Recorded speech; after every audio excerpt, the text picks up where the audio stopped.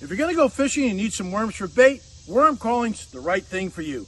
They call it worm grunting in some places. If you want to be a worm whisperer, get you 2 sticks, kind of dry wood, smooth out one side, put a few notches in it, and take another stick and let this stuff do the work. Just rub the stick down and watch the magic.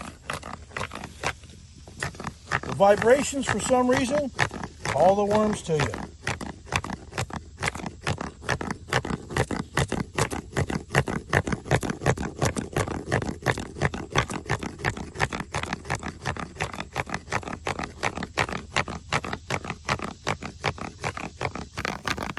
Now look at that.